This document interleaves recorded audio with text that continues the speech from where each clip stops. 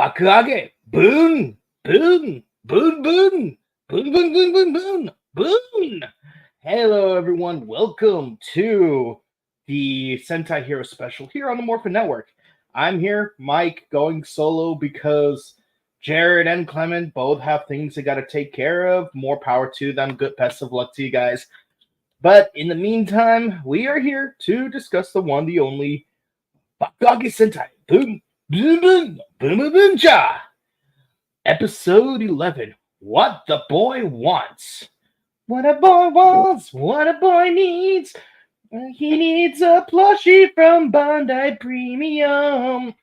I'm joking, guys. Honestly, I don't think I've ever listened to the song What a Girl Wants in its entirety, my entire life. But I think my strongest memory of it is literally the original Kids Bob commercial. Let that sink in. Let it sink in. Let it sink in. Incidentally, the day I first saw the first Kids Bob commercial is also the day I first had to tell in my entire life. And yes, at the time, it was sponsored by Kobe. May rest in peace. Okay, yeah, incidentally, how funny are those things? But yeah, here we are. We're talking about Boonboomger, episode 11, and we are finally introduced to our newest villain, our latest general, Mr. Cannon Bolt. And yeah, as we all know, our recurring villains, Jesse, James, and Meowth, are not actually generals. They're very low level, like Jesse, James, and Meowth from Team Rocket. And so they're not just under the boss, they're under the guy who's under the boss. And their supervisor was just axed off 2 episodes ago. So, we had a whole episode of existential vacuums trying to figure out what's going on, what do we do, where do we go, what's going on. But now we have a new general, Cannon Bolt, who is in charge of modding. Interesting. Modding. And we find out in this episode what that actually means. So, the premise of this episode is Taya needs to go do a mission for someone who used to be an associate of his. The guy would always refer to him as kiddo, boy, and it makes me wonder, like, is this Taya's dad? We're not 100% sure about, like, how Taya obtained his wealth or what's going on with his parents. Like, was he born into wealth? What happened to his parents? So, long story short, this guy's not his dad. But apparently they were very close at one point, and basically, this dude is the CEO of that light energy company from the previous episode that Break had to do a mission for in the previous episode. So now Taya has a new mission. He wants to deliver this one-of-a-kind plushie that you could totally get at Bandai Premium and deliver it to his son in his red sports car because he wants to meet Boom Red, but he knows that he can't make it happen. So that's what we ended up with. That's the plot of the episode. Of course, it's like, for you on the house, my payment is this kid's smile. And we always make jokes about One Piece being like the treasure. The treasure of One Piece was the friends we made along the way. I can't even say that with a straight face. But honestly, you could make that a reference thing. It's like, oh, the greatest delivery is the friends we've made along the way. The payment for my delivery is the friends we've made along the way.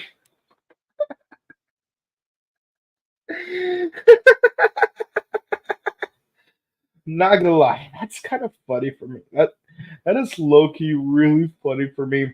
But yeah, so the monster of the day is a satellite monster, which is appropriate, and of course, we do find out how he mods people. So, I was going to open up with a joke of, listen up, you primitive screwheads, this is my Boomger! Class 48, Bakuage Sentai Edition, Never leave home without it. Shop smart. Be smart, shop smart. I'm trying so hard not to laugh at at freaking Bruce Campbell jokes that came out of my head, but it's hard not to because the opportunity was just there, and I hate that neither Clement nor Jared are here to bask in this moment with me. That's kind of the sad part for me because I would have really loved them to respond to that because half of making a joke is the audience participation. Most people don't realize that, but believe me, the audience response is part of the joke. All right. Meanwhile, the other main characters are just doing their basic mundane things. Even Saibu Ring gives a call to Boontonio Boonderas because he's adorable and she has to admit to it. By the way, fun fact I found out about Saibu, which I wish Jared was here for. I found out that the actress playing Saibu was a member of the group Bish, who did the song Painted Black for the second opening of Black Clover. So if you actually watch the music video for that song, there she is, Saibu, wearing her glasses and everything. And like Jerry can have his dummy mommy, I got my gothy cutie,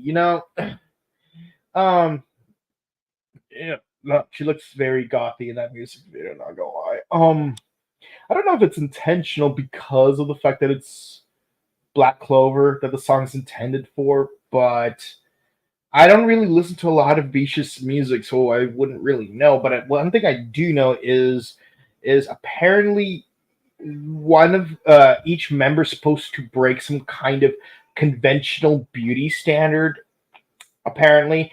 And apparently, one of those beauty standards is if an idol has ocular issues, she doesn't wear glasses. She just puts on contact lenses. So it's interesting to find out about that because now that I think about it, I don't think I've really seen any idols wear glasses. But of course, this is where Saibu's actress comes in. Like she breaks that standard by wearing her giant glasses as part of her performance, as opposed to putting on contact lenses like most idols do. Props to her. Honestly, I like that. Honestly, like, what's wrong with wearing glasses as part of your idol image? I have no problem with it. I think it looks cute. And it especially looks cute on her, especially with that black and blue lipstick. Just saying. Maybe you could get some nerdy Gwen vibes from Total Drama, but I digress. But yeah, so Satellite Dude, he has the ability to put these satellite pins on people's heads, and honestly they do look like screws. So listen up, you primitive screwheads. This is my Boomger. And of course, when Simon says, you must do what he says. Oh no, we're dancing voluntarily. Wow. Oh, and of course they lose their gasoline. Our heroes come in to fight it off, and of course we only have the 4 members because Taya is doing something else elsewhere. And I have noticed that this is actually a recurring thing in Boonboomger where only part of the team starts off doing a fight sequence because another part of the team is off doing some kind of job in the B plot. And I actually do find that interesting. Keep doing that in different combinations. Like that might actually be an interesting thing because it is convenient in Sentai how very, very, very often you end up having like all 5 members of a team just already be there when the monsters show up, and then they transform and they stay together. There's very few occasions where 2 members are doing something and then a monster shows up and then they transform and then the other members show up already transformed to help the team. So it's actually an interesting thing where Taya isn't just gone for like 2 minutes of the fight. He's gone for like 2/3 of the episode. And that's kind of an interesting thing. I rather like that. And of course, Taya does get the call, and of course the CEO says, "Oh yeah, no, like you could totally do a detour. Like I totally get it. Like I trust you with that delivery so much so that you could totally go off on that detour." And and so what happens is that they almost defeat the satellite Hashirian, but that's where the modding comes in, and it turns out that it gains a new additional armament like halfway into the fight. So it's like I love how even Jesse and James are like, "Wait, Jesse, did you know your Hashirian can do that?" "No, I did not know it could do that." Oh, it's Cannonball. He must have tampered with Hashirian, and that's exactly what happened. He did some reprogramming where it would later trigger some kind of secondary armament. And honestly, I actually like this idea. First of all, I actually do love the interaction between the Hashirians and Cannonbolt because, first of all, Cannonbolt, that's the name of a character from Ben 10. Second, I love how they don't like Cannonbolt because he's not Mad Rex. Like they are, it's like you have this loyalty to your boss that even if you get transferred to another boss, it doesn't mean that attachment to your original boss doesn't go away. I appreciate that. As for the mechanic of him modding the Hashirins, this might be an interesting way to keep the battle fresh because once you figure out the gimmick that a monster uses, you just need to just make the necessary plans, defeat it, then do the giant robot fight. But no, that's not what happens here. Here, we're basically have to completely change the battle pattern. It's kind of like fighting a boss from Castlevania, once you reduce a boss's health up to a certain amount, it completely changes its patterns and tactics. And you have to learn those new patterns and tactics on the fly when you still don't have enough health. When you already have reduced health and hearts. So I like that idea. And of course, for this monster in particular, he becomes more powerful such that he's able to brainwash, well, not brainwash, but control Boon, Pink, Blue, and Black. And so it's a 3v1 fight, and then turns into a 3v2 fight with Taya finally showing up. They managed to overcome it, and it's really cool seeing how Taya can just easily overcome the other Boongers, and choreography is fantastic. There's even a part where Boon Red disarms Boon Black, and then Pink just rushes in to grab his weapon so that she can dual wield and catch Boon Red by surprise. And he still reciprocates proper. Like I like that. This is really well done choreography. I rarely see choreography done this well, and I imagine they would have to work even harder, the stunt team, for them to do that. I'm genuinely impressed. And of course, they defeat the monster. We have the obligatory car chase scene, and yeah, loses out in a very interesting way. He is very cocky, turns around, it's like, I'll hit you guys next time. Watch the road. And then he just drives off the road while going in reverse. Not gonna lie, that's kind of funny. And again, always look for a fresh way to overcome the same plot points. So of course they fight off the giant version of the satellite Hashirian. At first they use Shovel Patcar 2. And it's interesting because instead of using Patcar 2 as dual guns, you have both of them attached together as a singular weapon. So it's like a double barrel buster. Why was that not a thing in an earlier episode? But it's cool to see that it's happening. And I was wondering, like, because Pat Pat 1, Pat 2 are like both Boon Black's cars, and Shovel and and Shovel and the other one, I hold on, the one that turns into a hammer, like they are both Boon Oranges Zords, and they both basically take up the entire Zord. It does make me wonder how they would be incorporated together, as opposed to just having orange on one side, pink on just the one arm. No, it's no. We actually have a thing, or black in both arms and black for the head. We actually have a way for that, and I like that. But of course, we go into Boom Boom Robo Knight formation and defeat the monster proper. And of course, the main villain's intrigued, so he walks. Well, Cannonbolt is. Wait, no, his name isn't Cannonbolt. It's Cannonborg. That's my bad. Cannonborg. Well, at least you're not ripping off Ben 10. They defeat Cannonborg's monster, modifications, and of course, Cannonborg's intrigue. So I do find it interesting how, while Mad Rex is more focused on fast combat, Cannonborg is more focused on the intellectual and strategic side.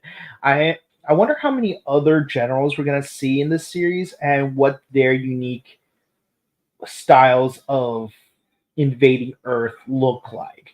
Because I imagine there might be 4 in total, and we're already on our second one, so it does make me wonder how we're going to play this out. Or are they just simply going to do this like King Odra style, where they defeat the entire Space Mafia in the first half of the series and then fight some other evil in the second half? I hope that's not the case. Although it would be interesting if the main villain does show up in the second half, just to say, hey, a bunch of these generals in the first half of the series failed me. Now I have to take care of this myself. Kind of like Mavro from Go Kaiger in the last third of the series, except make it the second half instead of the third. Let's see.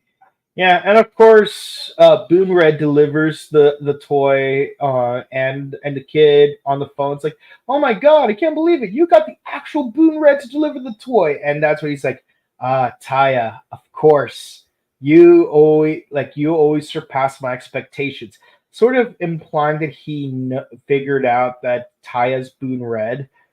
But I don't know, something about the dialogue earlier in the episode made me think that he already knew beforehand. So, is it really that big of a plot twist? But anyways, that's it for the episode. I give it a 9 out of 10. It's not the best episode we've had so far, but it's still great. We get a bunch of 9s and 10s in the series so far, and Boonboomger's just doing that fantastic of a job so far. And again, like, we got fun villains, fun main characters. Doesn't have to take itself too seriously, and I love the series for it. And yeah, I love how we're mixing the formula just a bit, like midway through. I like that. Let's keep it up. I can't wait to see the next episode where we are introduced to an old friend of ours. And I do mean old friend in more ways than one, seeing as how we recently met this individual a year ago. All I'm going to say is a mock full force. Let's go. So I'm not seeing any comments tonight. That's okay, guys. It's Thursday. You guys are probably swamped.